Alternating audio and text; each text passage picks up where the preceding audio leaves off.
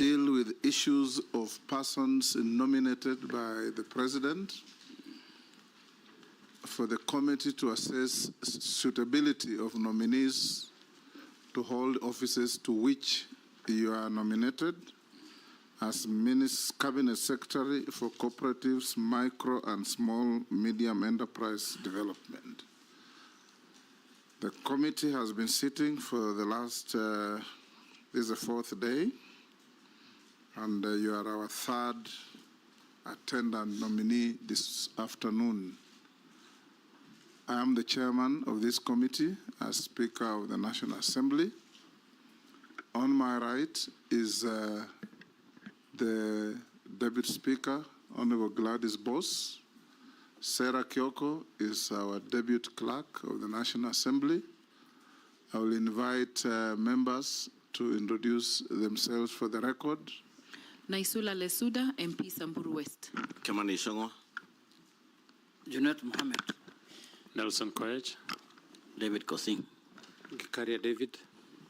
Emma Semeri. Abdul Rahim Daoud. Jumurugara. Owen Baya. Robert Mbui. Stephen Mule. Dido Raso. Abdi Shurie. Mishi Mboko. Rehab Mukami. Caleb Amis Saboti. Good. Honorable nominee, for purposes of these proceedings, members will be referring to you as nominee. That is the title that you hold so far. We will start by inviting you to take an oath. Depending on your faith, we have the Holy Bible, the Holy Guitar for Indian faith, and the Holy Quran. Which one will you swear with? I'm a Christian. So the Holy Bible. There's some Christians who even affirm Holy Bible. the Holy Bible. So be upstanding.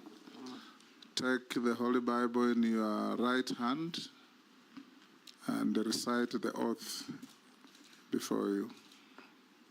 I, Wycliffe Ambassador Oparanya, do swear that the evidence I shall give before this committee on the matter under its consideration shall be the truth, the whole truth, and nothing but the truth. So help me God. You may take your seat and sign to the oath.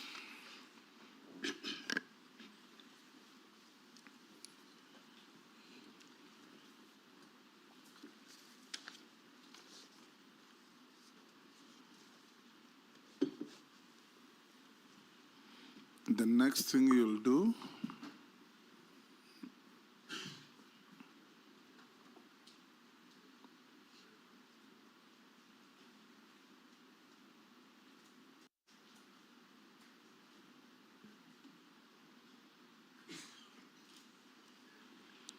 give your documents to the sergeant to pass on to the clerk to cross-check between your originals and the documentation in our possession. Now we will start by giving you an opportunity to put on record your name, your educational background, your work experience, and any key competences that you think will make you suitable for appointment to the position to which you have been nominated as Cabinet Secretary. You have under 5 minutes to do that. Thank you, Chairman, Mr. Speaker. Thank you, Chairman, Mr. Speaker, for giving me this opportunity to express myself. My name is Wycliffe Ambassador Oparanya, born in Butere, Kakamega County, Butere constituency.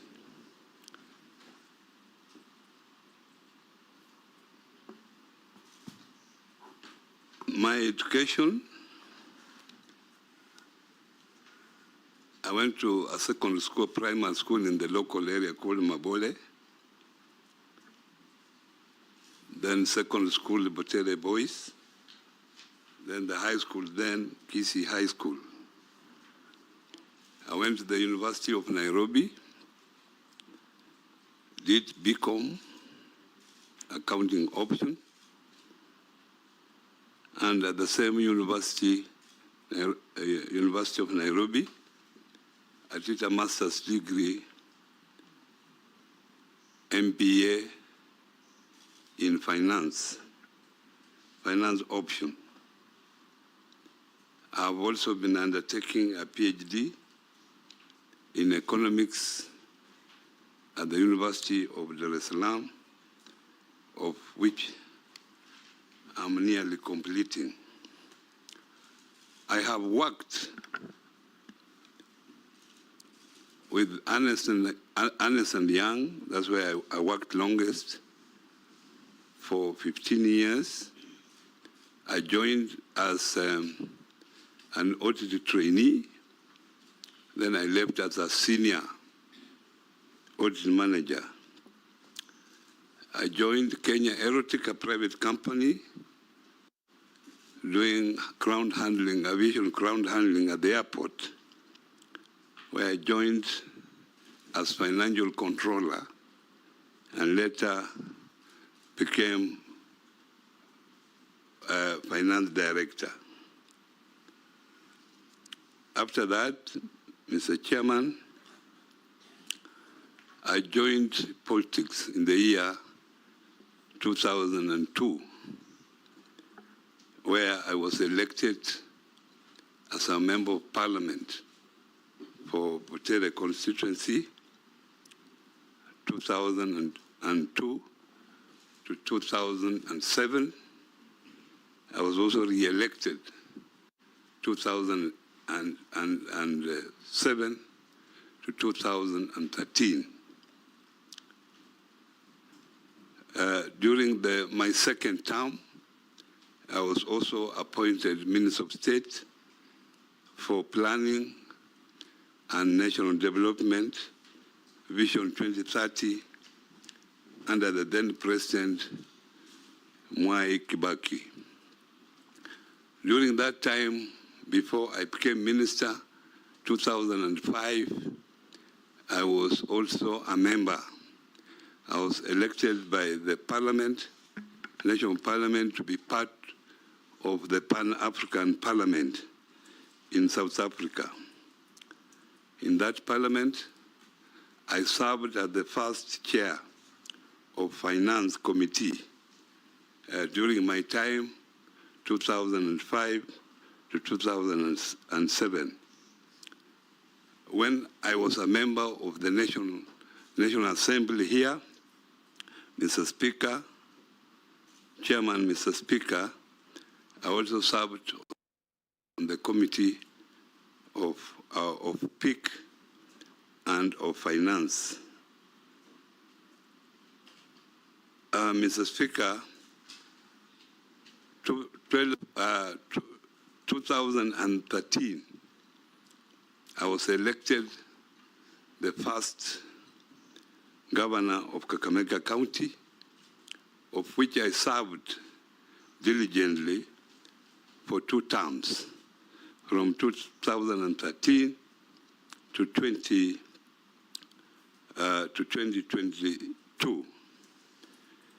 When I was governor, Chairman, Mr. Speaker, I also served as I was elected as the chair of the Council of Governors. The year 2019 to 2021, I served for 2 terms of 1 year each.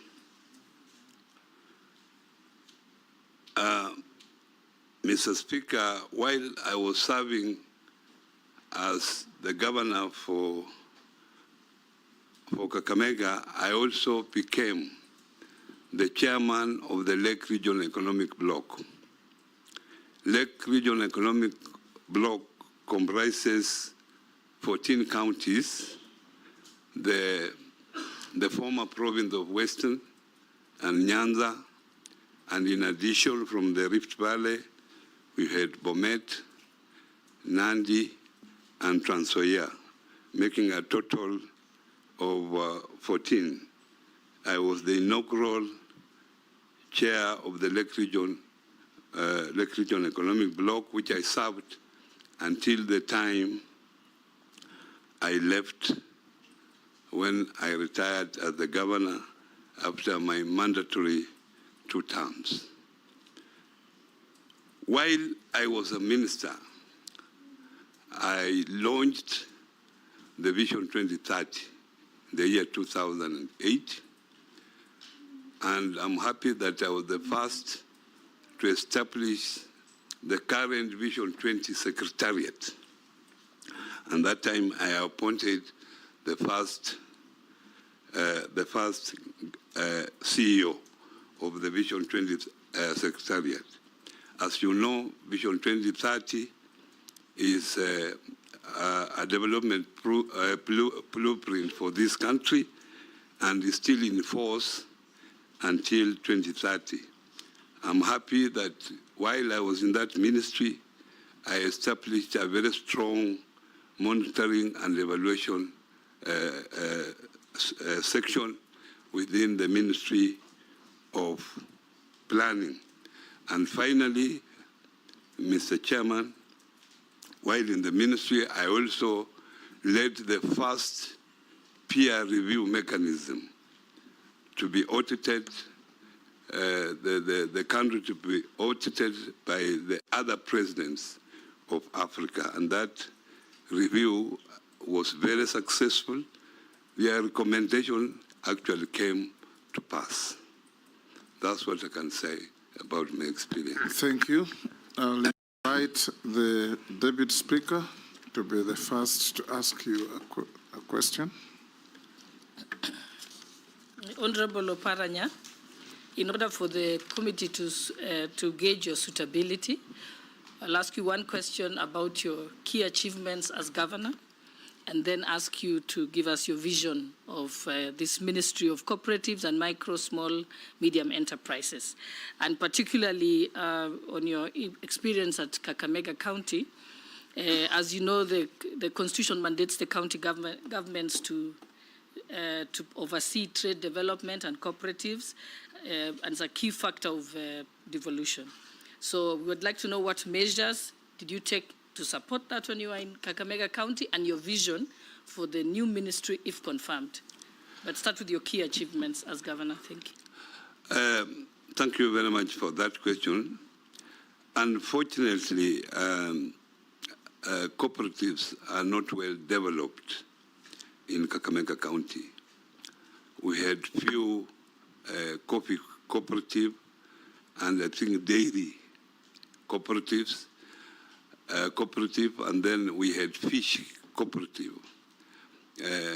And the coffee cooperative was not doing well. In fact, it had collapsed. And when I came in as a governor, I found only one staff who was working, who was then working under the Ministry of Agriculture. Only one staff who was in charge of cooperative. So obviously, cooperative being a very important vehicle for economic development, I had to beef up that particular unit. I assigned 2 people to that, to the staff, and made him director of cooperatives at that time. And then from there, I made a provision in the budget, allocation, in order to revive cooperatives in the county. And that time, I made a provision of 20 million so that I could support the 3 cooperatives that were there. And after a short time, because I found cooperatives were very important, I made that particular unit to be separate under a chief officer so that we had a proper focus to it. And as I left, there was actually a chief officer who was in charge of cooperatives. But my people had not embraced cooperatives. We could support them, then because of poor management, resources could be misused. So that's the problem that I encountered when in Kakamega County. Thank you. Majority Leader. Thank you, Honorable Speaker. CS nominee, Honorable Wycliffe Oparanya,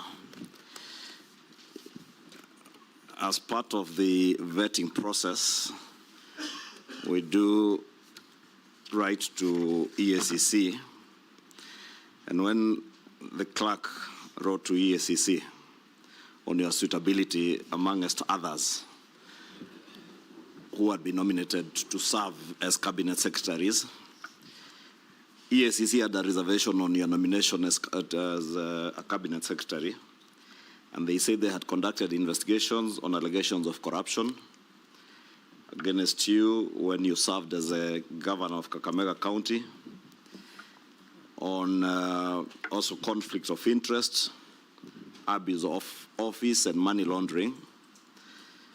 And they did recommend to the DPP that you be prosecuted for those offenses.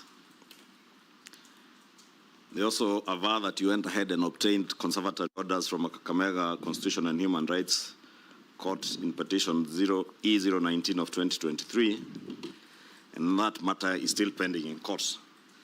But they were able to get conservatory preservation orders against your assets, specifically some 28 million shillings, I believe, which was in some bank account. And CS nominee, now you are here before us. I would want you to shed more light on these allegations of corruption, abuse of office, conflicts of interest, and money laundering, because you will agree those are very serious and grave allegations against your person for the time you served as governor of Kakamega County. And now you're being given a bigger job, not in a county, but in the nation. A job that will entail you overseeing not just the cooperative sector, but also the micro, small, medium enterprises development in the country. And this is a position that calls for you to be of impeccable integrity. It's a job that will require you to give Kenyans confidence that they can trust you with their cooperatives' money. I heard you say in Kakamega the cooperative movement is not very strong, but you know the cooperative movement in this country is among the richest and most developed in sub-Saharan Africa. Therefore, this is a sector that requires a man of impeccable integrity and someone that Kenyans and cooperators in this country can trust that their money is safe with them. Will cooperators' money be safe in your hands? Thank you very much. The corporate money would be very safe in my hands, Mr. Chungwa. You answer this, nominee, but next time you wait for me to motion, because sometimes we'll take about 3 questions in a row. Oh, okay. But you answer this before we go to the others. Yeah, thank you very much. Mr. Speaker, Chairman, the facts are not true. Nobody, and I want to say in front of the cameras, nobody has come to me to write a statement. I don't know, this prosecution is one-sided. I've never been given a chance to say my story. In August 2023, you remember what was happening. I was very active in demonstrations that time. August 2023. 2023.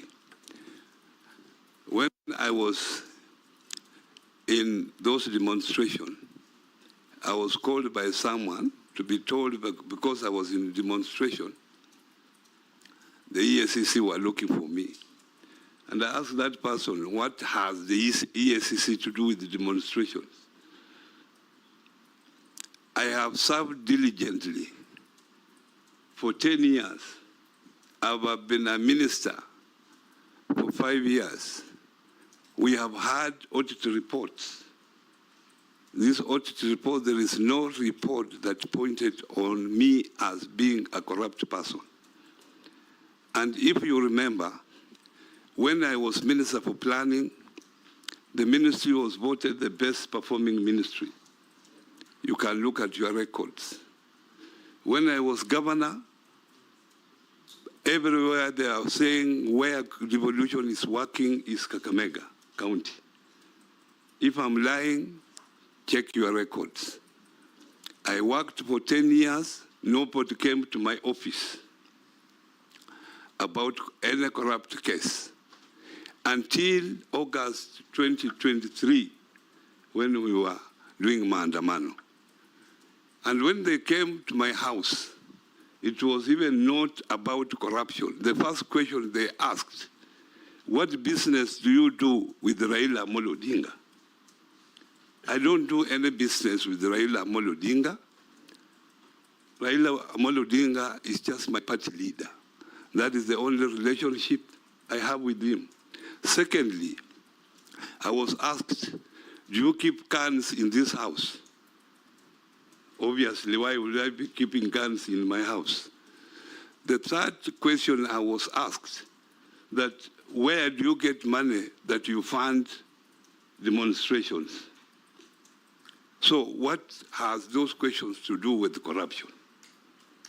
So as I sit here, Honorable Chairman, nobody has come to take any statement from me. So I don't know what I'm being accused for, because I'm also just seeing it in the papers as you are seeing.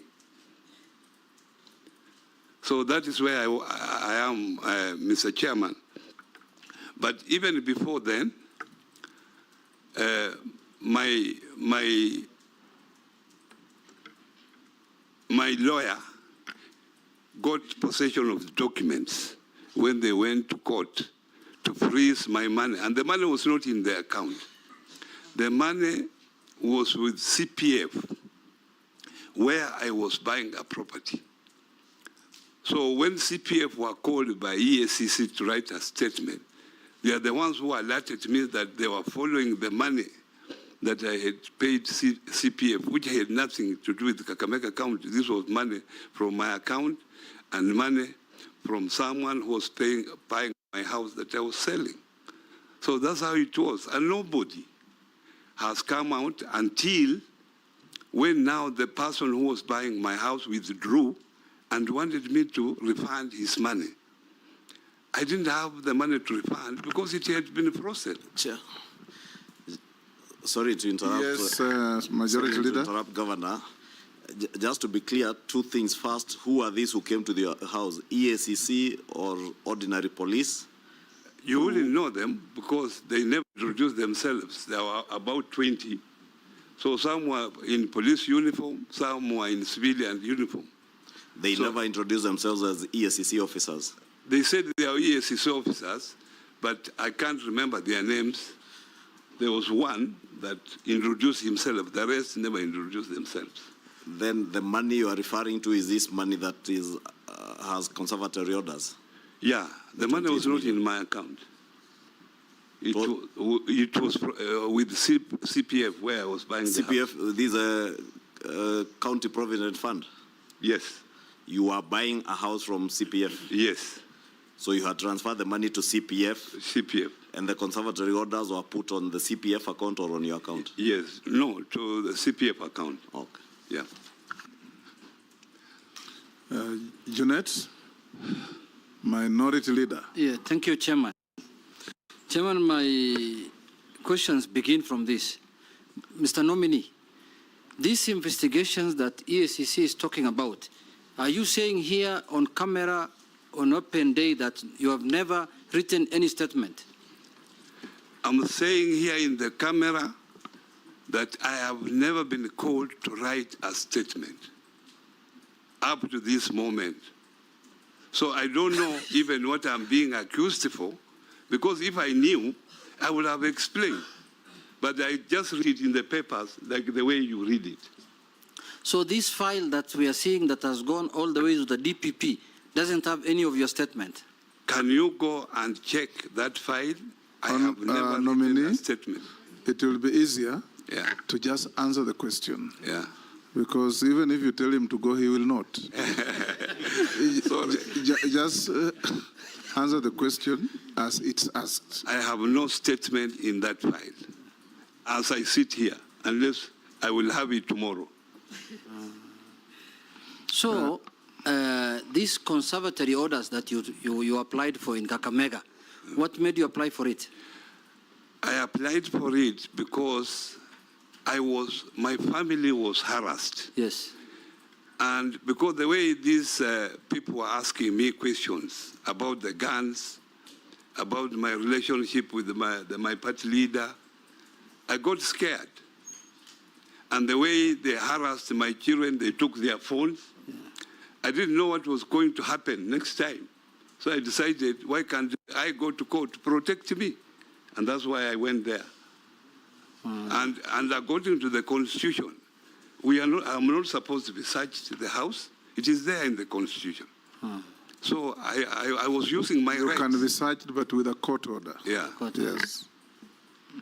If they come with a court order, they can search. If they don't have a court order, it's another story. Okay. Thank you. I rest my case there because I'm really surprised that you're saying you have never recorded a statement. I have never recorded a statement. That is information that I really wanted to know. Yeah. Secondly, now my other question is, now you are going to the position of Cabinet Secretary of Cooperatives. If confirmed. If confirmed by this committee. Yes. And your profession, as you have said, is accounting, Yeah. which is much in relation with that work. There is the SME, micro and small medium enterprises, which is the backbone of this economy. That is the group that drives this economy. What do you think, what measures will you put in place to make sure that these SMEs survive the current economic situation that is going on in this country of high interest rates and other things? Secondly, the famous, and unfortunately me and you are on the same line, before elections and after elections, until now we are found together in this place. How will you handle Hustler Fund? It's in that ministry. What do you think you will do? And you know the way we opposed it very well, me and you, on the streets. Chair, maybe before he answers that, in relation to the question Jeanette asked, the investigations by EACC, you say you have never recorded a statement, okay? Are you aware if any of your former colleagues or staff at the county government of Kakamega have recorded any statements with EACC? And lastly, has the Office of the ODPP, Office of the Director of Public Prosecutions, ever contacted you in relation to this matter or prosecuted you? I wouldn't know if any member of Kakamega County recorded a statement, because I'm no longer a governor. So I wouldn't know the movement of staff from Kakamega to here and back. So that one, I will not commit myself that I know. However, I know one of my colleagues who was called to record a statement. Chairman, on the same, just briefly on the EACC, have you ever been to EACC offices, the headquarters here? Yes. In October? Yes. What did you go to do there? I had gone to collect my phones because they had taken my phones of my children. My children were crying, they want their phones. So I followed them to go and collect the phones. And when I went there, they kept me waiting. They were saying they were scanning the phones. And later, after some 2-3 hours, they returned me the phone. That's what took me there. So while there, You did not write any statement. I didn't write any statement. Did you get your phones back? I got my phones back, except the computer. And the ODPP has never contacted you that you're supposed to be charged for any offense or you're supposed He to be taken has to never court? contacted me. The first time that I was contacted was early this month, around 8th, 9th there, when my lawyer told me that he had received a letter from the DPP that I have no case to answer, according to him. Let's have, yes. Yeah, you talked The Hustler Fund and and your previous pronouncements against it. Now that you are going to be the line minister, I think that's what you have been asked. I know I was among the people who are opposed about the Hustler Fund, and I had not known the facts about the Hustler Fund until now. I've been briefed about the Hustler Fund. I think this fund, if well managed, is a fund that will take our people from poverty. The only problem through my briefing, the only problem is that this fund was launched in a hurry without proper legal structures in place. And in the process, the Treasury allocated 13 billion Kenya shillings. From those 13 billion, because of borrowing again and again, that figure has gone, the turnover has gone to 55 billion. From 13? From 13. And out of that 55 billion, 21 million people have been involved in the repeating borrowing. In the process, they have been able to recover 43 billion, sorry. It's a revolving fund. It's a revolving fund. So in the process, there is 12 billion, which has not been recovered. But they have there is a very strong infrastructure, digital infrastructure, that they are able to determine where the 12 billion is, who has the 12 billion. The only problem is that there is no legal framework to recover that particular amount. You know, Fulisa is when you take Fulisa, when you load your phone, then the money is recovered automatically. But the digital infrastructure they have does not do that. It waits until the 2 weeks. If you find favor and you are confirmed, I have not been asking questions, but just a follow-up until the end. If you are confirmed to take up this docket, what will you do then to have a better system to manage this fund and avoid leakages and losses? First thing I should admit here that the intention was very good, because this fund was supposed to address market failures at the lowest level, lowest pyramid. That person, even leave Mama Mboga, leave Boda Boda, the person below, even those people, the person who could not even afford 500 shillings. So it was supposed to address that. You borrow the money, and then you repay. When you repay, you get a credit score. So after that, then if you have borrowed like 500, you have refunded. You can now borrow 1,000 and you refund. In that process, your score improves. So you can continue borrowing until those who are borrowing properly, now they can borrow up to 1 million shillings.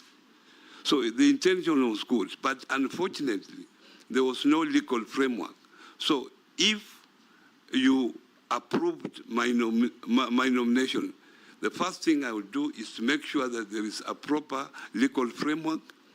There is a board A board has just been put in, but there's no even staff. So to ensure that there's staff that will manage this particular fund properly, because this fund, the goodness is that when you borrow, 30% of the money you borrow goes to savings. So it encourages savings.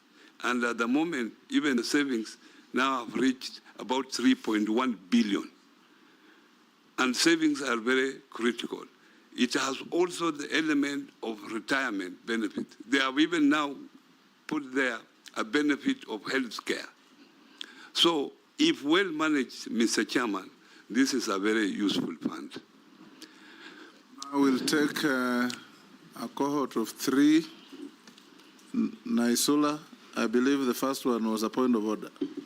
Oh, yes, it was. Yeah? It's because it was in the public knowledge that he went to EACC in October. So let I'll me give ask the you question. Yeah. Naisula, Koech, and Kosing in that order. In fact, let's go up to Kikaria. Okay. So, So Honorable you take Oparanya, note, then you'll answer them in a sequence. Honorable Oparanya, just speaking from you, what you've talked about the Hustlers Fund, as it is now, or as it was, we used to have the Women Enterprise Fund, the Youth Fund, Uwezo.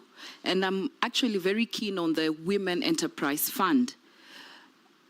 When we move the women, and you know there are rural women who don't even know how to use these gadgets. There are some who don't even have smartphones.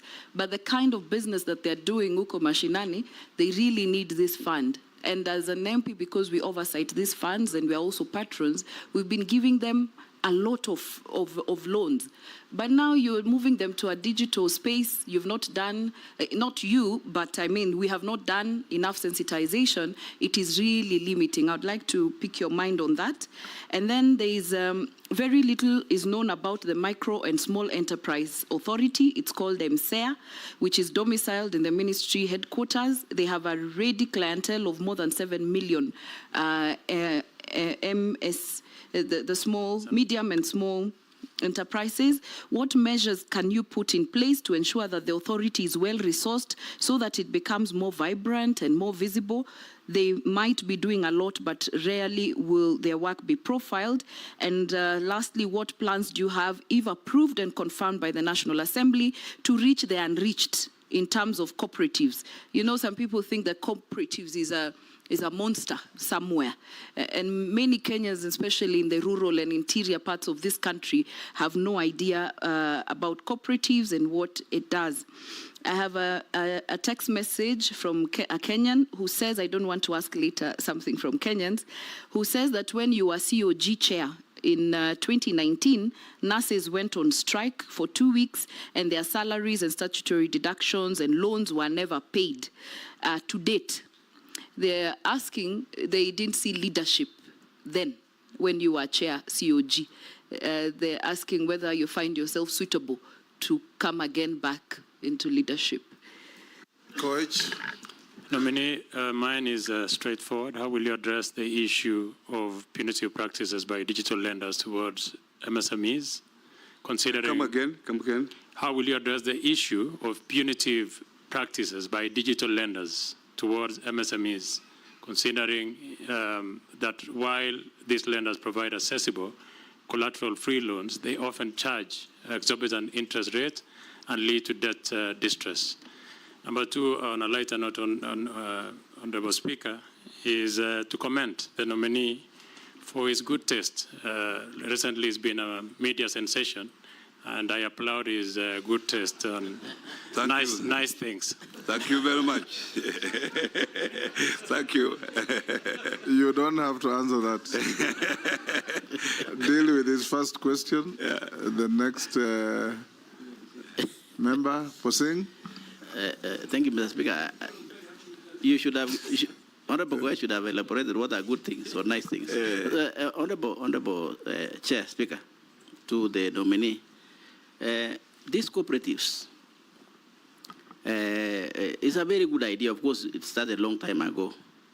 But these cooperatives are only centered around metropolis or towns or Nairobi, and maybe to few products like milk, little bit milk, but mainly coffee, you know. And the bulk of the population, Honorable Speaker, is in the rural. 70%, 80% of this country is rural. So, Honorable Oparanya, should we get the favor of Parliament, how will these cooperatives, reach our people now where the population is? And number two, and lastly, Hustler Fund. Don't you think, Honorable Oparanya, through the Speaker, is good time to evaluate the distribution of this Hustler Fund, whether they can be linked to M-Pesa services or bank services, so that then when people borrow, it is easier to follow and be able to recover. Thank you, Chair. Gikaria. Honorable Gikaria. Thank you, Chairman. To the nominee, the constituency industrial development centers. These were key elements that were going to boost productivity and employment. A better business environment and enhance enterprise skills. Given the budget constraints that have hindered the implementation, what measures will you take to ensure that the ICDCs effectively create employment opportunities and support the SMSEs in the constituencies? Thank you, Mr. Chairman. Nominee, you can answer those. Thank you very much, Mr. Chairman, Speaker of the National Assembly.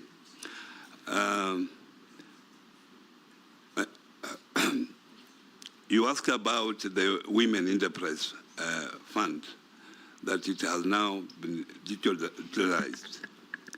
What I would say is that at the moment, I will not know what they have done on that fund until now I move in to see. But since you have now raised this question, it's one of the issues that I have to look into. But as you know, the world is now going digital. So the only thing that you can do to these women as a member of parliament, I think, is to sensitize them, let them have the smartphones, and there are organizations that can support in that area. I know because I have done that in my own county with the CHVs. They have been supported with the smartphones, and they are able to transact. But I have said I will have to check. Now, the MCs. Point of order, Honorable Speaker. Yeah. Coming. Yeah, to the nominee. Yeah. You know, the Women Enterprise Fund, that money we used to give to Mama Bogas. And those women, they don't know how to use those smartphones you are talking about. And like Nyeri County, Karatina, the women had taken up to 1 million shillings. Now, when they were told again... Each or collectively? Collectively. Each group, because they normally take that money as per, in a group of women. Now, when you say that, now again we tell those women to go back and now start doing those applications through the mobile phone, I don't think that is going to work. And that is why even we were trying to approach His Excellency, because we were feeling those women who had already had a business of 1 million, and here you are being told now to go back and apply for 50,000, I don't think that is doable. Thank you. Lastly, a comment on that, Chairman. And in my view, I think what we are saying is that, yes, we need to move with technology, but can it be gradual? And can it be well thought out in implementing the policies? Thank you, Mr. Chairman. I hear you. And not everything is cast in stone. You have raised this issue, and if I go to the ministry, I'm going to take it up seriously. You don't need the president to be involved in such an issue. I think I can deal with it appropriately, because the president has more pressing issues than talking about women phones. Talking about women phones. Honorable Speaker, let him apologize. Women are the pillars of this country. No, I've said. He's answering an isolated question. He's not talking order. He's not talking about women generally. I have answered specific to your question. The president should not be Speaker, talking about phones. To protect the nominee. Yeah. he had not finished what he was saying. He just said women, and because I'm close to him, he said women and their phones. Yeah, I was Rahab, Chairman. don't be Rahab. oversensitive. Chairman, I wanted to tell Rahab that we should leave the president to more pressing issues that affect the country. These issues of women with the phones, this one I can deal with them if you give me a chance. Yeah, why are you nominating me if I cannot deal with such issues? I can deal with it effectively. To the next. Yes, Junet. Yeah, I agree with him, but is the nominee insinuating that the gender docket also can be added to here, or what?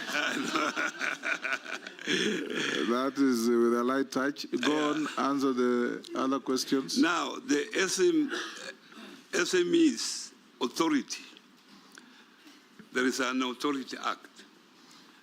And as I have said earlier, these SMEs were scattered in various ministries. You could find some intervention in the Ministry of Youth, some intervention in the Ministry of Trade and Industrialization, some intervention in the Ministry of Water, etc. This is the first time that the President has thought it wise to put them into one ministry. And because now they are in one ministry, the authority is now going to effectively to deal with them. And these are self-financing institutions. They finance themselves. Mr. Speaker, what the ministry does is to provide, to make sure that they are formalized, they are properly registered. The ministry helps them to register or to formalize themselves from informal to formal. And then to ensure that they get licenses, to train them so that there is financial literacy, they know how to handle finances, but we do not allocate money for them because they are supposed to get money from financial institutions or from the funds that are created, Weso Fund, Women Fund, or the Hustler Fund. In terms of cooperatives, cooperatives is one of the oldest institutions in this country. Cooperatives in this country started in 1908. It started in Lumbwa there, and it was a dairy cooperative which came up to be the present KCC. So cooperatives are also self-financing. They raise money by themselves. What we do, what the ministry does, is to make sure that cooperatives operate transparently, they are accountable to the members. So the ministry oversees them to make sure that those mandates they are formed for are being achieved. That's what it does. We also help them to access cheap funds, either from these other funds that are there, like the Hustler Fund. We help them also provide audit services, but they have had a problem, management problem, and that's why most of them have collapsed. At the moment, we have 30,000 registered cooperatives, but only out of that 30,000, only 10,000 are active. And at the moment, Mr. Chairman, to show that this particular sector is very important for this country, they have those 30,000 that are there registered, they have an asset base of 1.7 billion Kenya shillings, which is nearly a half of the Kenyan budget. And from there, from that amount, they have been able to lend out to members 1.1 billion. And from that money, they have been able to save 1 billion, which is 30% of the total things in this country. So this movement of cooperatives is very important, and I will encourage members of parliament who are here that this is a time, if you give me a chance to serve in this ministry, I must involve you so that we are able to register more people in the cooperative, because this is the only way that will save this country. And that's why now cooperatives have become a pillar for micro and small enterprises. The cooperative is the base, and the SMEs are the pillar, because the SMEs are able to borrow from cooperatives for their either if they are for their personal development or for the development of the SME in question. Issues of punitive lenders as raised by Honorable Koech, this is known, it is there, and this is one of the factors that have made most of the cooperative collapse, because they access very expensive loans. They are not able to service those loans. Majority of them have collapsed because of the loans and because of course, mismanagement. And that's why the ministry is taking precautions to ensure that these cooperatives now come together and form a central liquidity facility where they all put their money, and if they want to borrow, then they will go and borrow in that central liquidity. Isn't that why facility. the cooperative bank was set up? Yes. No, cooperative bank operates as a commercial bank at the moment. Why cooperative bank is owned by the cooperative movement, 65% of the shares, but it operates under the Banking Act. It operates under the Banking Act. So it is not treated as a cooperative as such. So it is out of that. But, Chairman, because it is owned by the cooperative, it supports cooperative movements on many other issues. Now, Honorable Singh raised the issue of cooperatives are only in towns. I can assure you that cooperatives are everywhere. Now, you have to actually cooperative, even the mamambokas come together, the table banking, that is part of actually cooperation. That is what graduates to be a big cooperative. But that kind of collaboration, whether in whichever village, and you will find this cooperation is everywhere, even in small villages. But what I think you are saying, you are thinking of a formal big cooperative. I can assure you that if you give me, you are able to vet me, and you give me this chance, I will come to your constituency, West Pokot South, isn't it? And that's where I was born. And I will help you form cooperatives in that particular region. I will sensitize the people there so that they are able to form cooperative. You have talked of Hustler Fund. Honourable members, I don't want to talk much about Hustler Fund. I've clearly committed myself that as I go to the ministry, I will look at the various issues, because a fund like that losing 12 billion in a short period, and this public money is an issue that as citizens of this country, we should get worried of. The idea is good, but the problem was the way that it was implemented. So, the last question that I was asked is about constituency industrial development centers. At the moment, I think there was an attempt to have all these industrial centers in every constituency. At the moment, there are about 200 of them that are completed. These centers were meant to accommodate these small businesses, small and medium businesses, so that shared facilities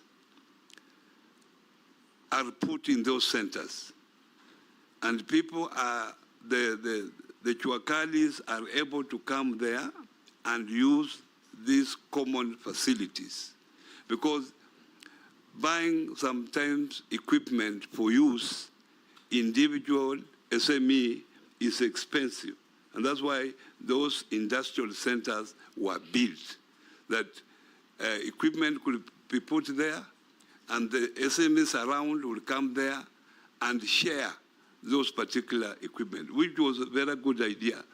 And this started a long time ago, Mr. Chairman, when I was still member of parliament for Butere constituency, and unfortunately, even up to now, some of them has not been operationalized. And if this was used, obviously, this will create a lot of employment. If the government is able to give equipment and the people can come there and share this particular equipment. That was the essence of constituency industrial development centers. The COG question. The COG that people worked for 3 months, was that in my county or that was countrywide? Because what I know, I cannot say what was happening in other counties. Because health is devolved, the nurses work for a particular county. Within my own county, the nurses that time, they went on strike.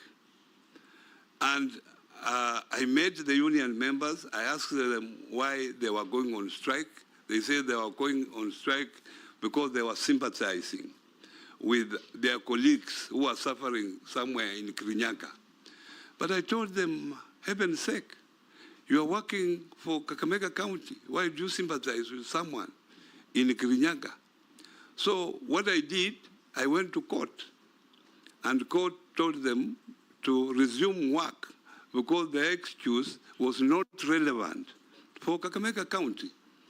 So they never resumed work for 3 months. So I decided that I would not pay them because they were told to resume work and they never worked. So why would I have paid them?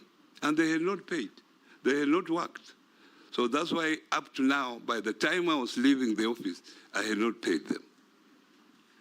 Point of order, Chair. It's about the constituency industrial. What you said, that is the status as it is. My question was, how is he going to, what effort is he going to make to revive them to meet that purpose that they were meant to serve? Thank you, Chairman. Mr. Chairman, unfortunately, this was just a shared service. These constituency industrial centers are under the Ministry of Trade, Investment and Industry. So that is the lead ministry. They are the owners. So we were just going in to get the share, to use them at the site.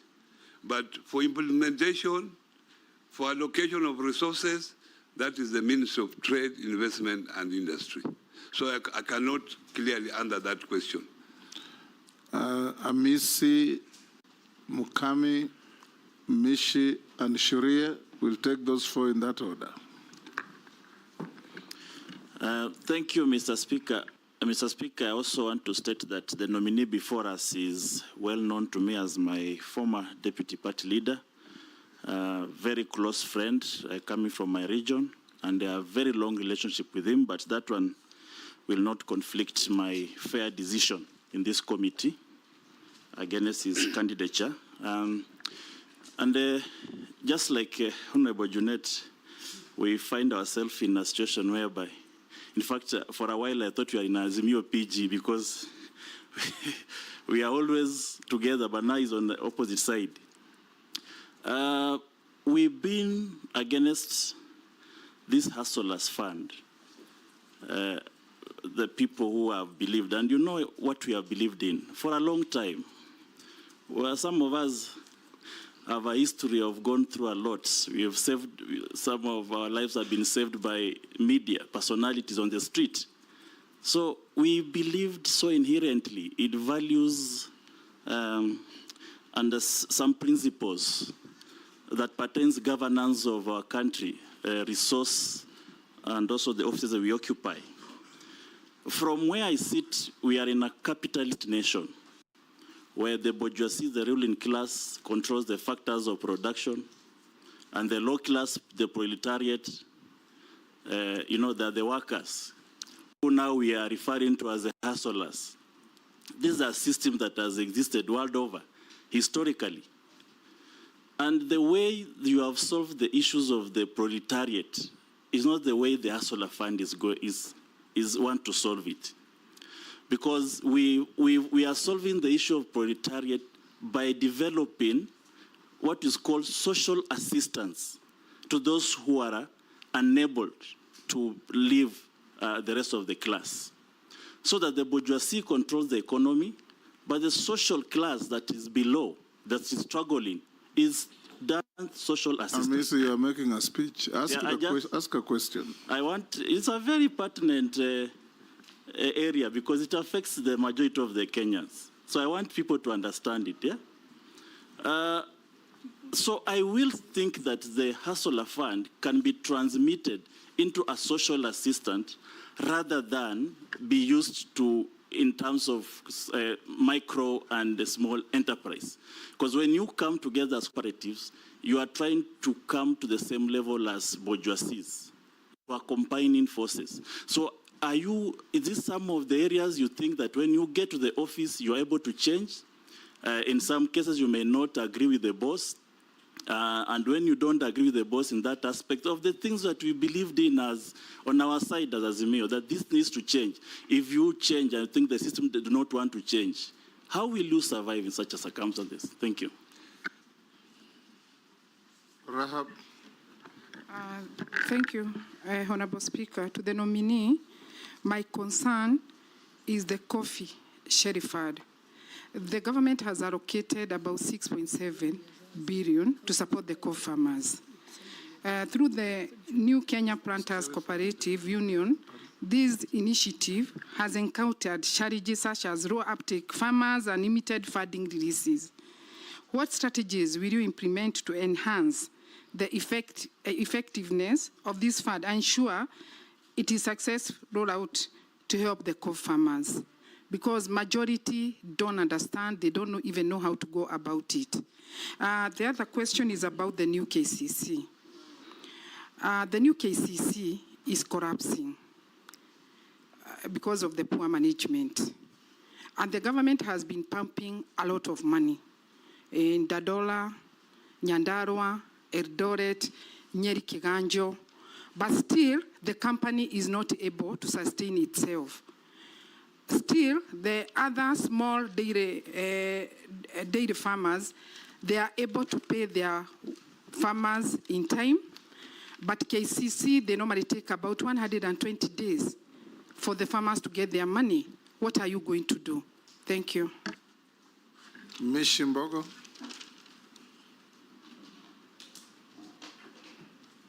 Thank you, Honorable Chairman.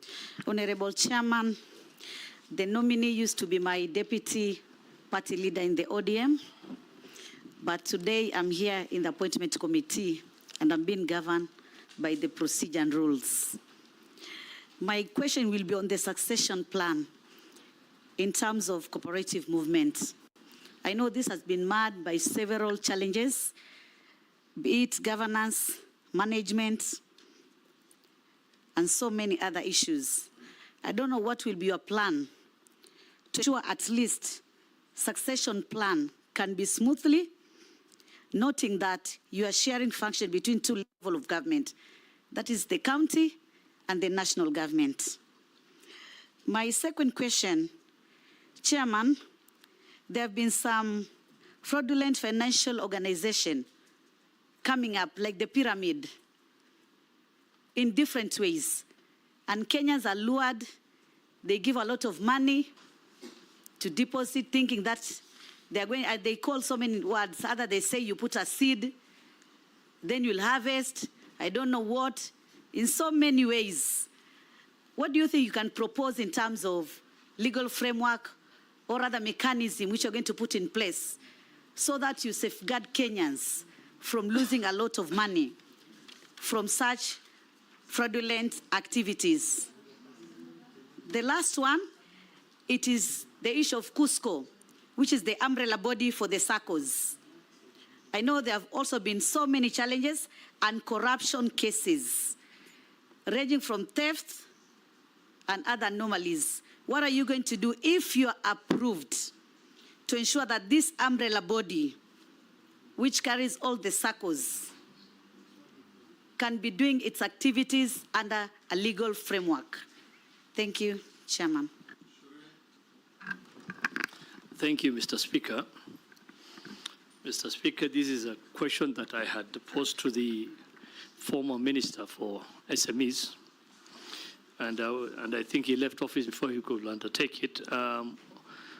Mheshimiwa Oparanya, the SME Financial Support Services, its framework is not favorable to the Muslim population due to the interest component. If approved, would you consider reforms to mainstream the significant population that feel abandoned? I thank you, Honorable Speaker. You can answer those four. Thank you very much, Mr. Speaker. Honorable Kaleba Misi has raised this issue of Hustler Fund, social assistance. As a government, the government definitely is a government for the people. The government that does not take care of its people is not a government, because this government is there voted by the people, and the government, when it comes in office, it has to take care of its people. So social assistance is very critical. But Mr. Chair, social assistance is not within the Ministry of Cooperatives and Micro and Small and Medium Enterprises. It's under the Ministry of Labor. So I think someone from Labor will be able to answer this question more effective than myself. Actually, he answered when he appeared. Yeah, it's there. But us... But you can deal with his issue of now your poll moment. Yeah. Yes. But us, as a ministry, we have taken this micro and small and medium enterprises as our core function. And we are undertaking all that we can to make sure that this particular, because this is where we can create employment in this country. Because this particular sector employs about 15 million people. The Kenyan government, the governments, counties, and the national government put together, they are able to only employ 1 million people. And there can never be an increase, more increase in that. So where our opportunity lies, it is in these micro and small enterprises. And that's why it has become a pillar under the national government. And I think, to me, the president made a very deliberate decision to make sure that SMEs becomes one of the pillars for the economic transformation of this country. So what we do is to create enabling environment. That is our responsibility. We do not fund them. We just train them, tell them, you must be formal, you must be registered, because sometimes they want government tenders, and they cannot do so when they are not properly registered, when they are not properly licensed, they have offices. So we help them, and then we sensitize them that if you get money through other avenues that we have created various funds, this is how you should manage these funds. What we train them on financial literacy. The issue raised by Rahab on the coffee cherry fund, this has been an issue for many, many years in the coffee industry. The problem we have had, and the coffee industry is no different from the sugar industry, which is in my place there, that this government concerned, and if they are cooperatives, the sugar industry, the companies are mainly parastatals, or government has shares there. Because of mismanagement, they take this money and they do not pay the money back. So they become debts. The government has continually written off these debts. But for how long will the government keep on writing off this debt? You know now there is scarce resources in this country. You can see what happened to the finance bill. There's no more money. I think the system that we have in the recovery of this money, because this is the money that is advanced to the farmers when they sell their coffee, as they wait the money to be paid back through the agents. So sometimes the agents get this money, but they do not remit the money where it is supposed to remit. So it's also a management problem. So we must fix this management problem first to make sure that if these funds are advanced to the farmer, how do they come back? They advance the farmer, the agent gets the money, the agent sometimes gives the money halfway. So we must change that system. And we have been talking about cherry fund year in, year out. And I remember the other day the president said that there will be a write-off. But how long will this happen? We must go in and solve this problem. Rahab, I can assure you through KPCU, because this is the major culprit, that we will look into this issue. It's the same way with the new KCC. KCC was a very vibrant institution, a vibrant dairy cooperative. But now it is collapsing. It collapsed first time. They changed the name from KCC to new KCC. Government has pumped in money. The other day they were given 600 million. It is again collapsing. Now maybe we'll change another name, new KCC. So this is a problem that we are having in cooperatives, and one of the issues is management. Management is a problem in cooperatives, but I would expect KCC, being a big company, it will have a proper structure that will be able to detect early enough any mismanagement in their financial system. They have not been paying farmers, but when I was nominated, I've actually been sending feelers, and I can tell you that farmers now have been paid up to June of this month. They only are owed dues in the month of July. The succession plan in cooperative as raised by Honorable Mishimbogo is critical. As a ministry, we must come out with a criteria of how the officials of cooperatives should, one, be elected, those who are on the committee, and even the appointment.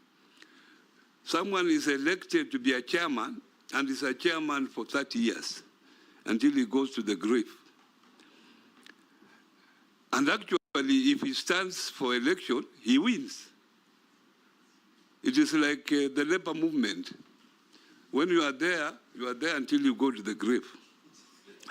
So as a government, we must find out what is the problem. And I was thinking very seriously that why can't we create limits? If me, I've served as a governor for 10 years, that was my limit. And as you can see, I'm still very strong. I will be still the governor of Kakamega County this moment. And in fact, I would have gone in and opposed. But because now there was a term limit, I think this term limit should also extend to... We advised your colleague in sports that the same thing obtains there. Yeah. People hold offices in perpetuity. In perpetuity, yeah. So tell us, if you find favor, what are you going to do to manage, introduce, and have succession plans in these cooperatives? Yeah, Chairman, thank you very much. You see, like banks, even sometimes, if you are managing director, you are also allowed to be a managing director for a particular period. You cannot be there forever. And that's what I'm saying, Mr. Chairman, that one of the things, if given a chance, I'm thinking is to create a term limit for even board members, and even if you are CEO. So if it's 3 years contract, you renew once and then you disappear. If you are on the board, you also serve a board for a particular period. Even if you are very good, we say that goodness of yours, take it also elsewhere, so that those people can enjoy that. So that's what I'm going to do. She also talked about shared functions between national and county government. I can tell you that according to the Constitution, cooperatives function is a function of the county governments. But it has created a challenge because there are cooperatives that operate beyond boundaries of constituencies. How do you deal with them? Because the counties can have their own legislation to regulate cooperatives in their area. And they have a right to do so. But what about if cooperatives operate beyond? Like in Western, we have the IG, Invest and Grow. You go in every county in that region, they have offices. How do you deal with them? If Kakamega has a different cooperative legislation, Vihiga has a different one, so how will which law will it subscribe to? So we are saying that those cooperatives that operate beyond their own boundaries should then be controlled by the national government. And that, even that's what we did in roads when I was the governor for Kakamega. We agreed roads that go beyond county boundaries should belong to the national government. And that's what I feel. There is already discussions between county government and the Ministry of Cooperative on how this issue is going to be dealt. As soon as it's dealt with, I will be able to advise you, Honorable Michimboko. The issue of pyramids, they say that you plant money and you get money. Obviously, Kenyans are conned. And what they do, they give you, they say plant 100, plant 1,000, you come, you get 2,000. So they lure you. As you put in, when you put 20,000, then they disappear. That's why we are coming up with these funds. And sensitize people that before you borrow any money from someone, or someone says there's a pyramid sort of thing, please check with the officers there that is such an institution registered. That's why the government is there to protect its own people. by making sure that people are not conned. So go to institutions that you are sure these institutions have offices. The pyramid fellows usually don't have offices. They have offices where you can go and complain, and that they are registered. I don't think, as a government, we can come up with a legal framework to legalize things like pyramid schemes. We will be making a mistake. We will be making a serious mistake, and our people will continue to be conned. Cusco, like KCC, is also new. There was Cusco, the original one, which is under receivership. And now there is new Cusco, which is struggling. So if we decide to put it under receivership also, we will have another new Cusco. We cannot continue like this, because Cusco is an umbrella body of all cooperatives. All cooperatives have put there all the money. But as I talk to you, Honorable Speaker, Cusco has lost about 10 billion of public money because of corrupt practices. And as a government, we must come in strongly that those people who embezzled funds from Cusco are dealt with, because these people are known. The board was suspended, and we cannot just sit back because people have lost employment. We must follow up and see that this money is recovered, and this is the work that EACC can help us instead of following a squirrel in the name of Wycliffe Oparanya.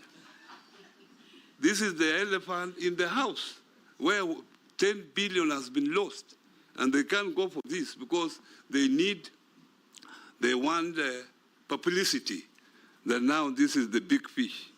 But where the money has gone, the small fish are there. And there has also been a struggle where the board of Cusco wanted to be registered as a private company, so that they also escape. Now they come out of government control.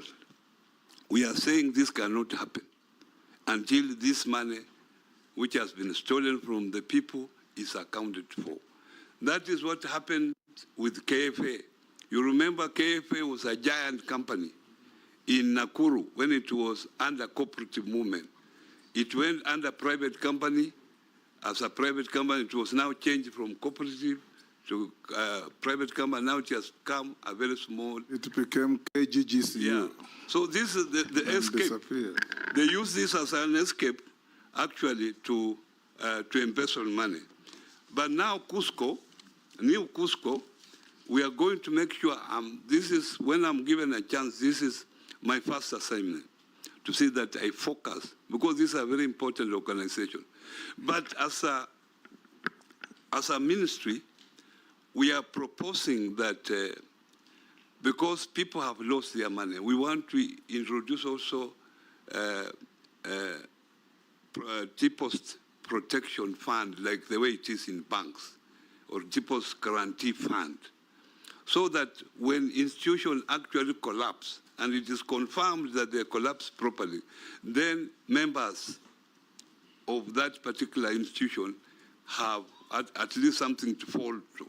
How does an institution collapse properly? Yeah? How does an institution collapse properly?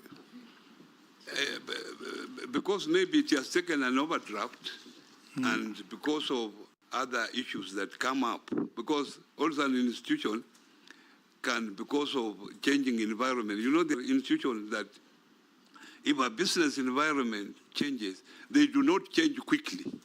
So they are caught up because they are stuck to the old ways of doing things, and it collapses. That's what I'm saying, that it has collapsed, but in the right way, because the management looked innocent. There were changes in the environment, but they never changed. But we are now going to come up with a proper framework to see that the members' money is not lost in cooperatives. And then the last one, this is an issue that even one or two people who met me in the street asked me about the same question. And I'm happy that the Member of Parliament have asked this. And when I was getting, I was being briefed about Hustler Fund, I said that we must also have a product that will be in line with the Sharia laws. There must be a product. We want every Kenyan to feel that this country is theirs. So don't worry, we shall come up with the products that will favor the Muslim community. If I don't do it, please, I've committed myself in front of you that that is now my assignment. Yes, now let's have Honorable Raso, Mule, Robert, and Owen, in that order. Thank you very much. One question each. Thank you very much, Honorable Speaker. Yeah, I think I'll just raise one question. Honorable Oparanya, you are the Minister for Planning in the Kibaki administration, and you basically authored Vision 2030, which actually today is a blueprint and is the roadmap for development for Kenya. I don't think there's another more serious document that has come about. Governing is a social contract. And when you talk about MSCs,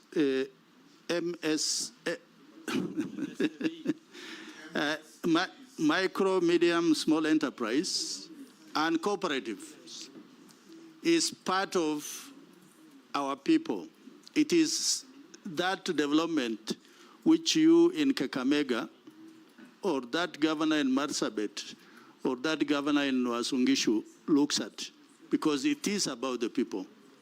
Now, if we put the two together, Vision 2030, and the job, if Parliament approves your nomination, what do we see the link between the two? Thank you, Honorable Speaker. Thank you, Honorable Speaker.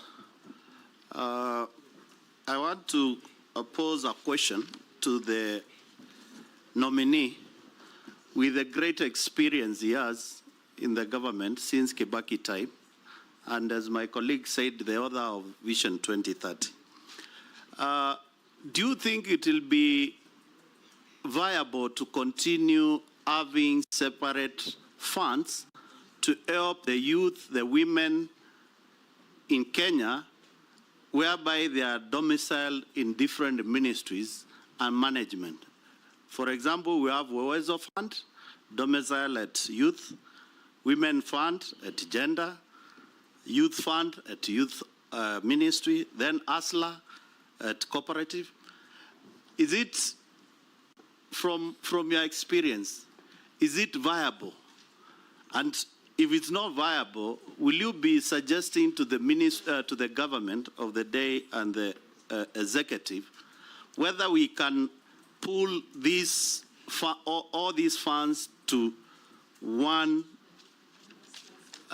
basket, whereby proper management, proper resource, and proper distribution of these funds to Kenyans to help the economy grow? I just want to hear your thoughts on that, because we must do things differently. Robert? Yeah, thank you, Mr. Speaker. Now, cooperative societies are riddled in debt all over. I'll give you an example of when I was elected in Kadhiani. The coffee factories there, the coffee cooperative societies were all in debt and all kept coming to us to try and help them to raise money. I would like you to maybe explain to us how they get into debt, so deeply in debt, and how you as government can be able to help them. But Mr. Speaker, you know, interesting times listening to my leader. from Azimio defend the Hustler Fund, which we were very seriously opposing. And I'm also learning a lot. But you have confessed some things here, and I sympathize with you when you talk about how EACC has actually, and you did this on oath, that EACC was actually acting as a political tool, fighting you because of exercising your democratic right in picketing under Article 37. Now, if we are approved, then you will be sitting in cabinet, and you know there's that thing we call collective responsibility. So you'll be part of government. Maybe you can tell us, how will you use that office to ensure that this persecution does not continue again in this country? Thank you, Mr. Speaker. Yes, Speaker. I would like to direct this question to the nominee. You know, there was during President Kibaki's time, there was this famous saying, what gets measured gets done. And it spoke into the realm of performance management. And I think you were there, the Honorable Speaker was there, and this country's growth during that time was measured on, was actually pedestaled on performance management, which was translated into performance contracts. And we realized that we could actually measure the growth of the country day by day, because every institution in this country and every ministry had the responsibility to measure performance and therefore deliver on certain deliverables. It was also pegged on Vision 2030, which you've been credited to be the author and also the person who ensured that Vision 2030 was implemented. In the last 10 years, we never saw the previous regimes talk about performance management and how to manage performance going forward. As you come into cabinet with this, if approved by this committee, of course, with this knowledge, with this vision, with this experience, how are you going to bring back the good old things that were really helping in the growth of this country? Noting that President Kibaki's time, Kenya really had great performance. And your knowledge on it, your experience, now that we are bringing you in, the new people that are there, how are you going to help Cabinet approve performance management, which I think is the best tool to measure performance? How are you going to help this country in that realm? I thank you. Nominee, deal with those four.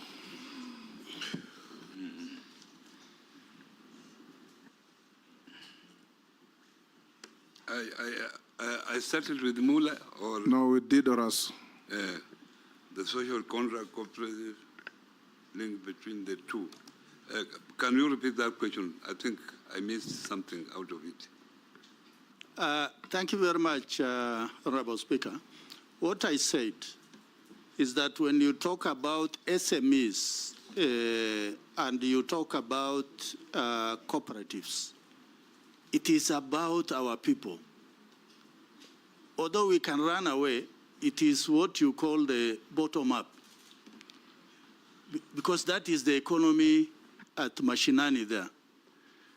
Vision 2030, which you authored and which you presented to Kenyans, is the roadmap to development that we are using until today. So I'm saying if you link the two, as the immediate former governor of Kakamega, how are you able to link the two to see that are we making progress in Vision 2030? Yeah, thank you very much for that question. I think now I have understood, Mr. Chairman. First of all, the Vision 2030 is a long-term blueprint for development of this country. And it came up during the times of the former president, the late Mike Kibaki. And this document is a very good document, if you have an opportunity of reading it again. But unfortunately, the other governments, when they came in, they tried to come in with their own things. Some of the issues being undertaken now are out of line. But that's not bad, because we had said in the vision clearly that the environment, the business environment, the economy environment changes. So you are also supposed to come up with those changes to address changes in the planning, to address those particular changes that have happened. And that's why I'm saying that when we came up with Vision 2030, cooperative services were put under financial services in the Vision 2030. If you go to the page of financial services, cooperatives are there. By that time they were planning, cooperatives were not given emphasis, unfortunately. They were put there, and if you read them, you read that it's just a paragraph, which was unfortunate. Forgetting that cooperatives are the engine of development for this country. So the link between the two is that cooperatives were recognized, but unfortunately they were not given emphasis. We are now saying that this time, for us to grow the SMEs, we must grow cooperatives. That is critical. And the fact that SMEs have been taken as a pillar, one of the 5 pillars that the transformation of the economy of this country has to be undertaken through SMEs. The question of Honorable Mule, that there are various funds, Uwezo Fund, Women Fund, Youth Fund, Hustler Fund. Fortunately, Honorable Mule, these funds have been put under one ministry now, under SMEs, except for Youth Fund, which was there briefly, and it was taken to the Ministry of Youth. And I think that was a mistake. These funds were meant for different purposes, but they were also established to address various concerns at that time. That time, our good women were making noise that they need a fund. So whoever was in power at that time responded by creating a women fund. The same for youth. And the Uwezo Fund is the very basic one. In fact, Uwezo Fund can easily be amalgamated with the Hustler Fund. But the only difference is that the Uwezo Fund is at the constituency level. So now, if you started now amalgamating it to the Hustler Fund, which is sort of on a digital platform at the national level, then it becomes a problem. But for easy management and proper focus, I will agree with you that these funds be brought together. And let us have departments within those units. And those departments are given a budget. This is 200 million. Make sure that they go to the women. This is a particular, this is 1 billion. Let it go to the youth. This is a particular, this amount is for people living with disabilities. Let it go to that. That will also reduce the cost of running these funds. So we have one board, one management. That is the best way. But sometimes to do this is a political decision to be made. And that is maybe a decision that you can leave it to the president to make. Because when the youth fund was put under SMEs, quickly, I think the Minister of Youth complained, and then because of the political play that time, it was moved out of it.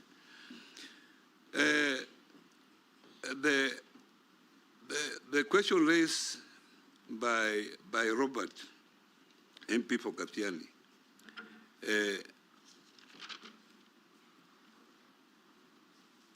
the issue of debt write-off in the cooperative.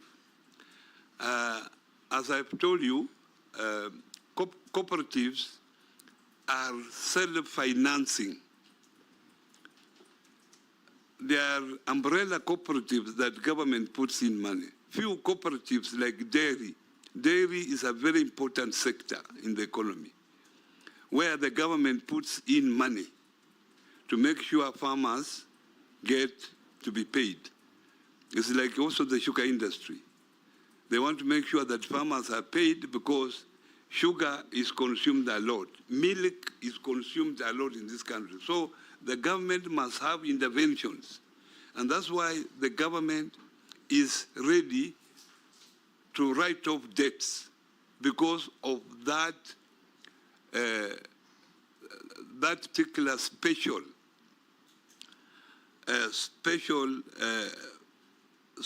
priority of that particular commodity to the people of Kenya.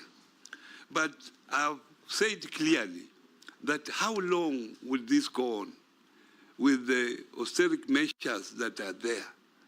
Shall we keep on the government writing off debts?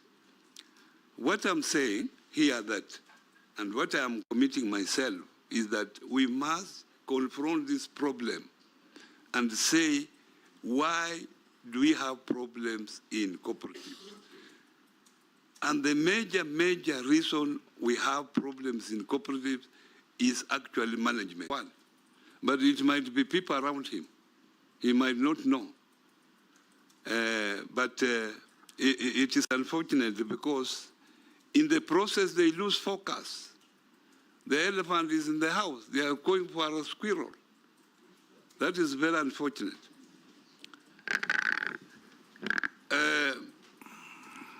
The issue of performance contracts. Institutions are making losses, but they still continue to be in office. I'm hopeful that as I come to the office, if you approve it, I'll talk to my colleague, Mbadi, who has now taken over the Minister of National Treasury. He has not.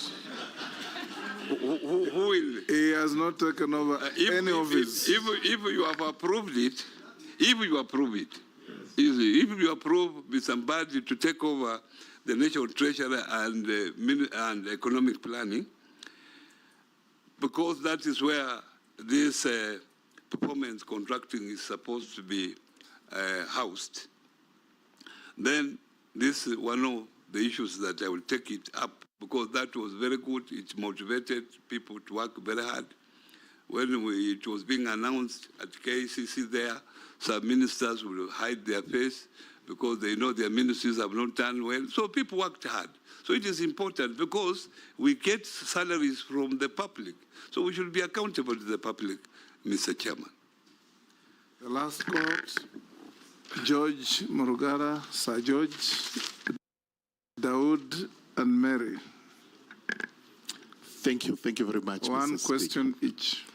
One question, then the public one I'll ask, I will not ask again. That will be the end of it. Let me ask my own questions to the nominee, because this issue of ESCC is a little bit sensitive, but it's also important that we get the corrective facts, especially as regards the allegations. Number one, ESCC every day starts saying that they sent your file to DPP for prosecution. But you've informed this committee that you did not record a statement, which means you are actually not heard. In your position, would have ESCC recommended a prosecution before hearing you? That is very important. Number two, you went to court. You got a conservatory order. The question we ask is the conservatory order still in force? And if it is, are the proceedings which you took to court still live, or they have been terminated? And if they've been terminated or they've come to an end, what has been the end result? Now, this other one on behalf of Kenyans. It's a fortunate or unfortunate, depending on how you see it, but your side of the political divide told Kenyans, go and take the... Will you now turn around and tell the same people that they have to repay the money because the money must be repaid?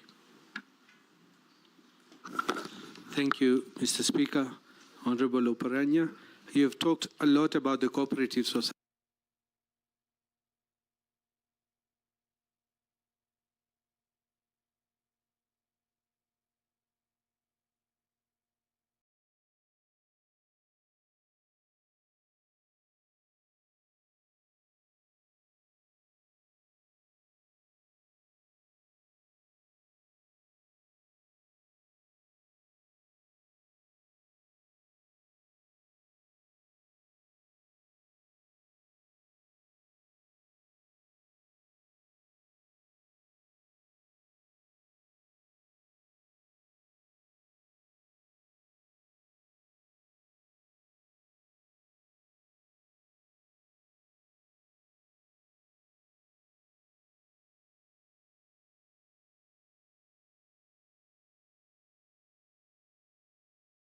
societies, so I won't take you back.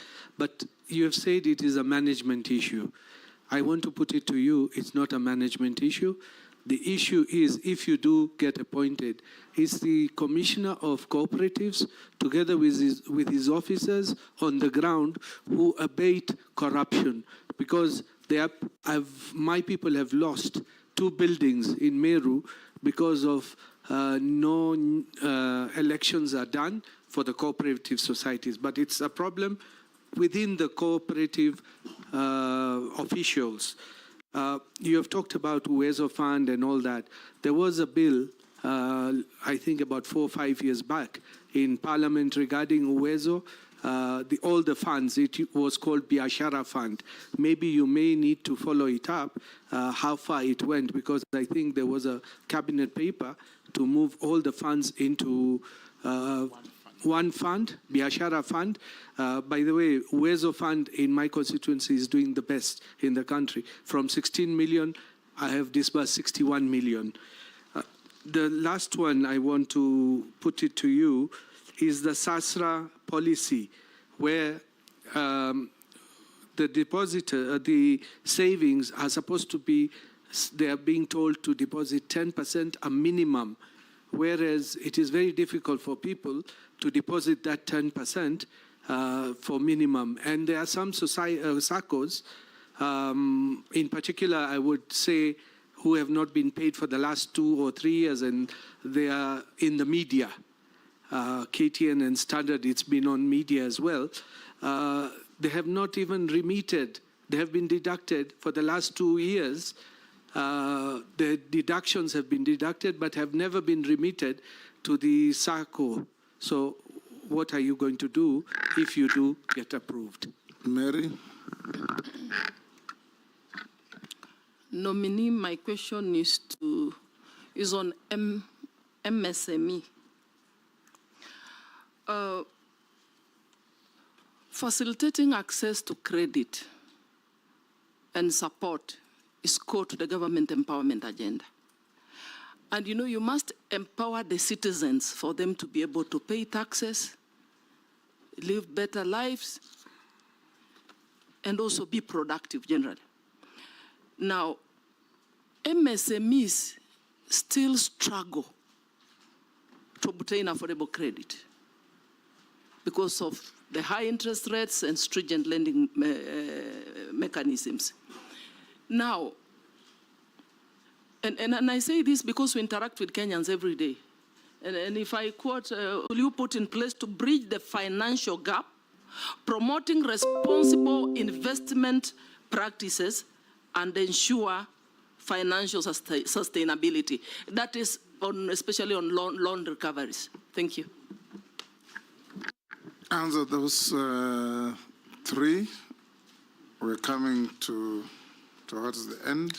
Yeah, George, thank you very much for that question. I want to confirm that I have never been heard. And I'm on record here. I've been a member of parliament. I know what is to be on record. And if you have someone there, you can confirm. Did you ever take a statement from a man called Wycliffe Ambassador Oparanya? I quote the orders clearly. I said the conservative orders, I quote them. I told you, I told the committee here that my family were being harassed. I was being told that your life is in danger. As a human being, you have to go to for protection. I could not go to report to the police station because the police were against me. I would not know. If I saw the police attacking you, how do you go to the same police to record a statement? So I decided another independent body can maybe listen to me for protection. And that's why I go into court, that I'm being harassed. Please, can these people be stopped and get compensation for this? And you determine if the case has not been determined. And I'm ready here to say in front of the cameras and in front of you, Mr. Chairman, that if I'm found guilty that I stole money from Kakamega County, I'm ready to resign if you give me this position. the issue of Just let me Hustler say- Fund. Okay. I think if in fact they forwarded a file recommending your prosecution, if ESCC did that, recommending your prosecution to the DPP without your own personal statement, it's highly illegal Yeah. and highly irregular. Thank you. In fact, you should lodge a formal complaint against ESCC for that. Yeah, thank you. Thank you. Thank you very much. You know, these institutions are there for some purpose. And if you met me in private, I will let you know.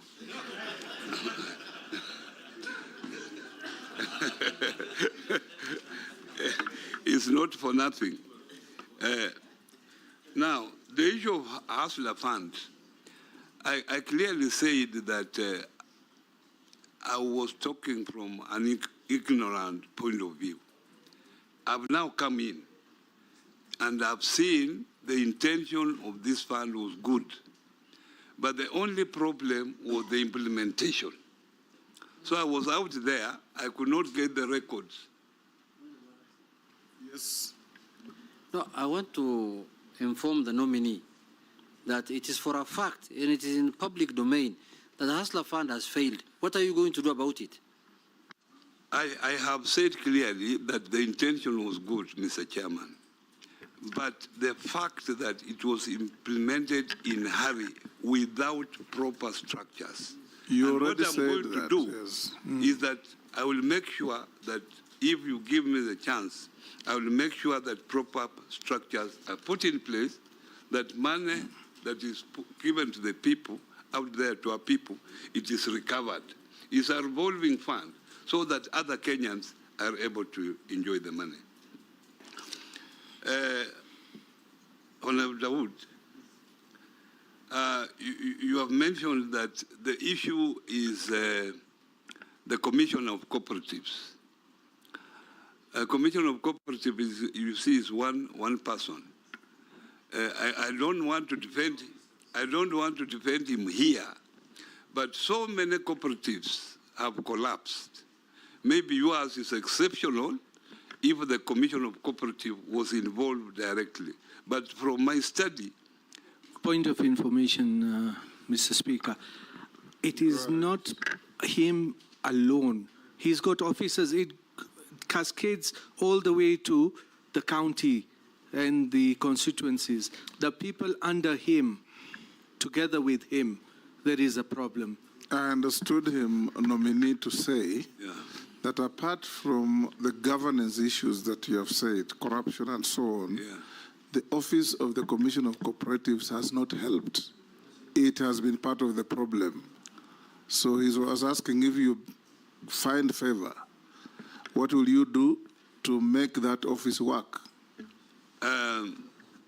Obviously, I will streamline the office, but as I've said here, I don't want to have a blame game at the moment.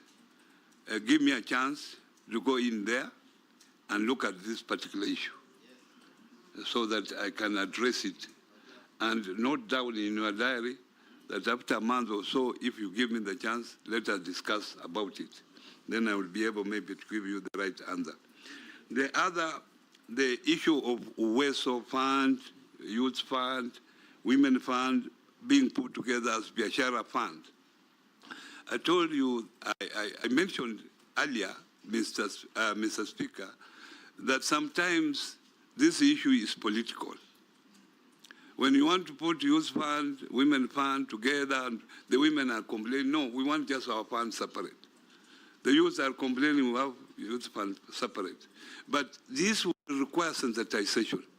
If we can agree with members of parliament, and starting with you who are here, that we sensitize our people to agree this fund to be one fund and create units within the structure so that each particular vulnerable group is given their share. I think, to me, it will work very effectively. And that's the direction that we should go. Thank you, nominee. We're coming to an end. I have just a few issues the public have asked me to put to you. Some you have answered, so don't belabor if you have. You are on record as advising borrowers from the Hustlers Fund not to repay. Is that still your position? Some chairmen of cooperatives who have been in office, one person says he knows some chairmen of cooperatives who have been in office for over 20 years. What will you do? You already answered that. I've already done that. How will you help SACCOs recover the billions defrauded from them by fraudulent managers of Cusco? Then another one says, you are on record as saying, nurses watagoma siku chache, wapate njaa, warudi kazi. Lakini the doctors have adequate money, they can sustain strikes. And the citizen says, with that kind of mentality, how will you deal with MSMEs comprising small-scale traders? I think most of them have answered, except the nurses, doctors. Yes. And the nurses, doctors, Mr. Chairman, when I made that remark, you were there. You were there, and actually it was out of context because of the facts then. It was just a comparison that doctors have a chance, even if they go on strike, to go and work in private hospital and get their money. So if they are striking, they can sustain a strike for a long time, while nurses don't have that chance. That's why I was saying that nurses, they cannot sustain a strike because they have no alternative, while doctors have alternative. That's how it was, and you can protect me because you are there when I was talking. I can assure the Kenyan who asked the question that I was there. Yes, yeah. Lastly, Honorable... Mr. Speaker, before you go there. Yes. Nominee, I doubt whether you'll be able to answer, but it's information from the public. They are saying, please ask the nominee about Metropolitan National Circle. That is collapsing with millions of shillings for hard-working teachers in Kenya. They have never communicated on when the corporates will be refunded their money, and they have started closing down. Please, if you get into the office, save the teachers. Dawood, what is it? No, he has not answered about the deductions being done, but not being remitted to SACCOs.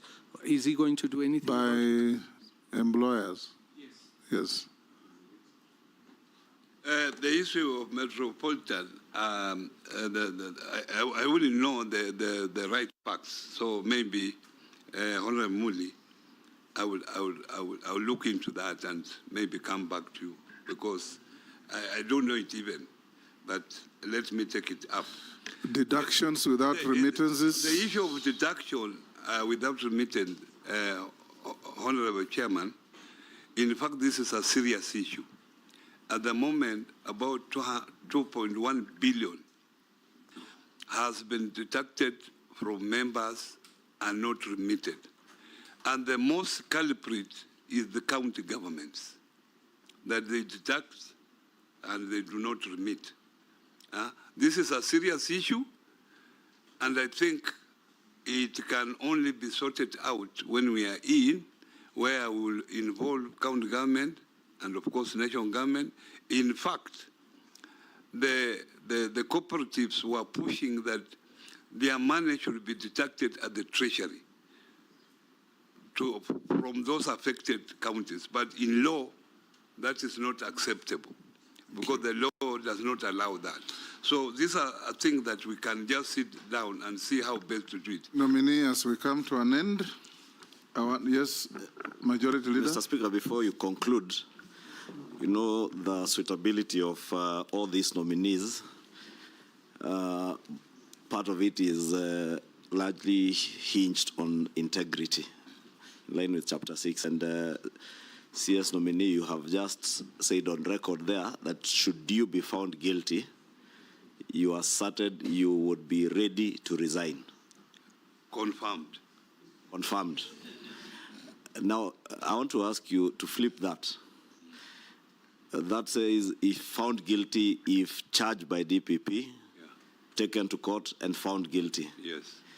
In your view, should it be the perception that is there, or should it be on the basis of being under investigations, or should that process be at the point where you are found guilty, following due process in a court of law? At what point, ideally, would you resign? Obviously, Honorable Chunga, I'm talking about a due process. There must be a due process.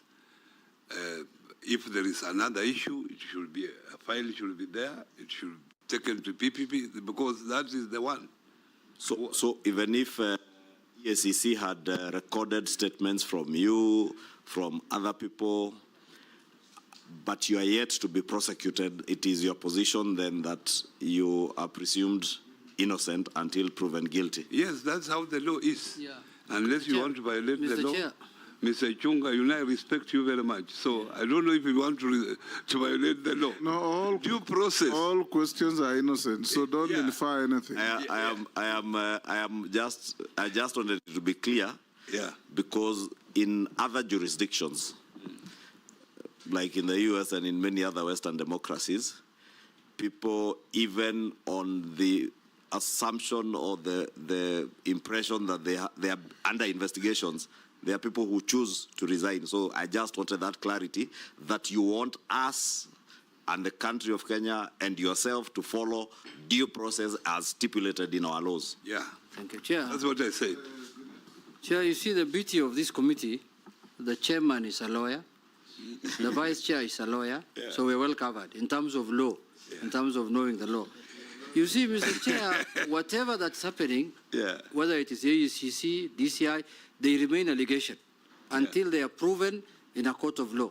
This country has gone through that process long time. One time we elected a president and deputy who were charged even in ICC. So these things are just rumors in town here until they are proven in court. Nominee, as we finish, I don't have questions to you, but I want to encourage you. Order. I want to encourage you that in the event you find favor and get this position, the bedrock of our economy for the ordinary people lies in cooperatives. And you yourself have said they suffer from serious governance issues. They suffer from serious mismanagement, frauds, thefts, name it. Every single village in this country has a story to tell about losses through cooperatives. It's a nightmare. We hope and believe that in case you take this office, you'll do something different. Because since independence, we have had ministers in charge of cooperatives. And these piles and piles of theft and fraud have been going on. So we hope that you may find favor. If you do things differently. Thank you. Lastly, I want also to confirm to the public, because of what has been going on in the media, that this committee instructed the clerk of the National Assembly to write to the DPP and confirm whether there were proceedings of a criminal nature as had been publicized going on against you. I want to tell the public that the DPP wrote back to the clerk of the National Assembly and said there are no investigations or proceedings of a criminal nature going on against you. You are hereby released to go. Oh, sorry. I have to ask you a few other things. In the rundown to this, we wrote to you and you responded to the memoranda that were filed against you, which were, I'll tell you how many there were. There were 29 in number.